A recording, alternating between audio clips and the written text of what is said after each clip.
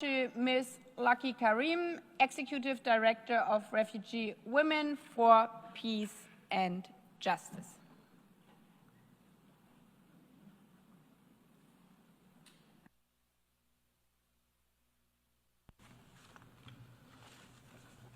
Thank you, Madam President, Excellencies, Member States, UN agencies, international organizations, civil society. I'm deeply honored today to be representing my community, along with my 3 other Rohingya colleagues here. In August 2017, on a Sunday evening at 4 p.m., 1 week before the Eid festival, when I was only 14 years old, my family and I were forced to flee my home in Rakhine State, Myanmar. We managed to cross the nearest border of Myanmar into Bangladesh. We collapsed on the ground in a field packed with thousands of other injured and terrified people. Within weeks, nearly 1 million people became refugees in the world-largest refugee camp in Cox's Bazar, Bangladesh. I lived there for 6 years, until December of 2022.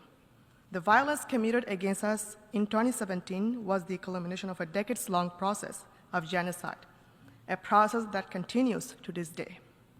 Today, I want to discuss the condition faced by our people and share recommendations and requests I hear from my community.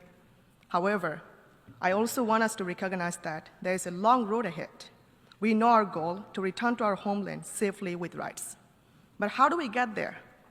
We must carefully consider each step along that long road to fulfill our goal. We cannot shy away from asking hard questions about immediate, medium, and long-term needs.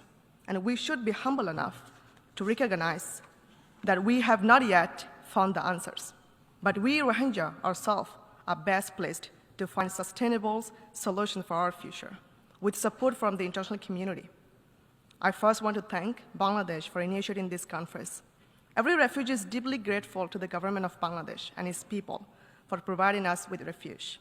Thankfully, Rohingya voices were finally included in formal conversations about our own fate for the first time at a stakeholders dialogue in Cox's Bazar last month. The interim government has also shown openness to allowing greater self-resilience as we continue to shelter in the camps. But we have also suffered deeply in the dangerous and overcrowded camps because of restrictions on livelihood opportunities. We're largely dependent on food rations provided by the UN. A lost generations of Rohingya, people just like myself, have had zero formal education in the last 8 years. Our bamboo and trampoline shelters are in disrepair. Health services are barely enough to address the primary needs, though security has improved this year.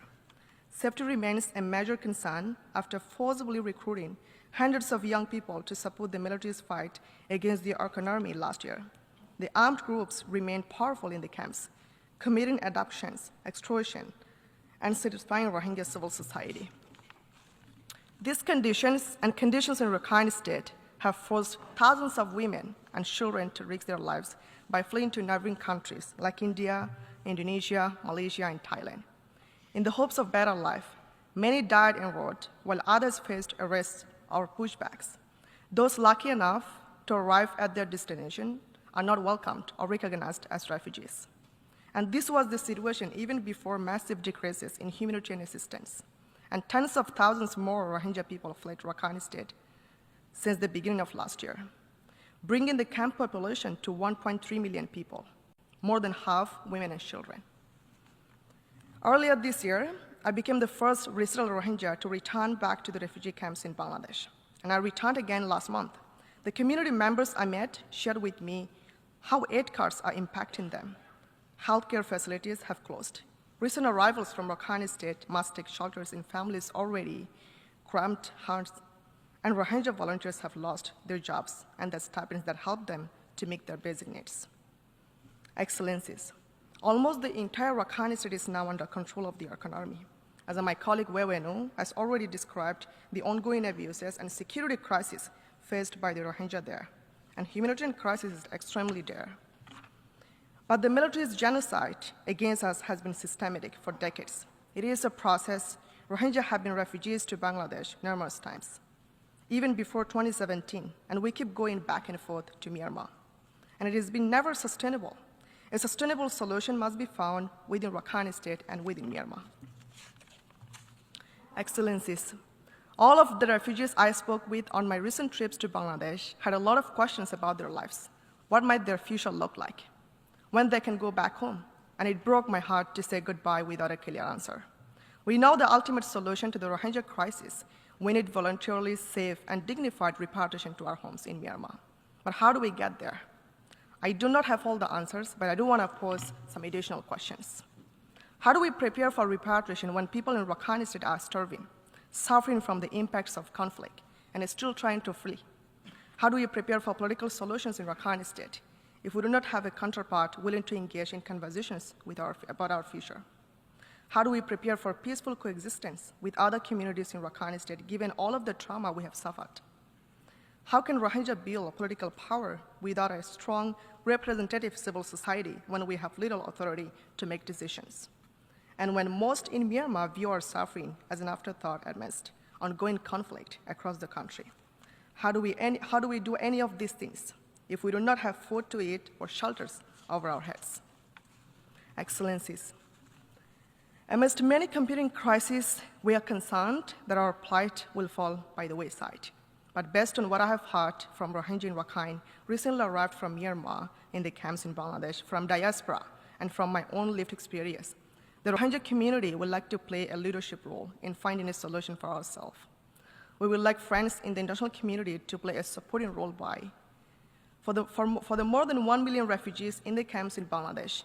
Donors and the host governments must ensure the basic rights and needs for refugees and host population in Bangladesh and elsewhere in the region are met, including by providing formal quality education for the Rohingya that follows the Burmese curriculum, ensuring access to livelihood opportunities, ensuring justice and accountability mechanism, and in arbitrary detention of refugees, refraining from refoulement of Rohingya back to Myanmar.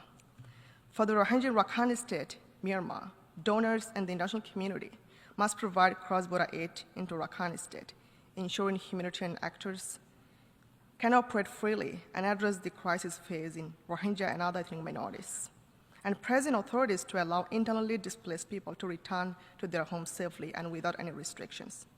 For all Rohingya who seek to return in safety and dignity to our homeland, countries of influence must support the Rohingya to achieve our goal of a voluntarily safe and dignified repatriation to our homes, Myanmar, and to facilitate the best broad-based participation of Rohingya in political dialogue regarding our future in Myanmar. On behalf of the Rohingya community, I thank and appreciate all donor countries, all stakeholders, member states, UN agencies, host government for your generosity, for your continued support, solidarity, and attention. I call on the international community to use this conference as a first step towards the goal of a safe, sustainable returns and to continue directly engaging with us in finding a solution for us. I really hope you all implement these recommendations and take actions immediately until everyone is safe in Myanmar. Thank you.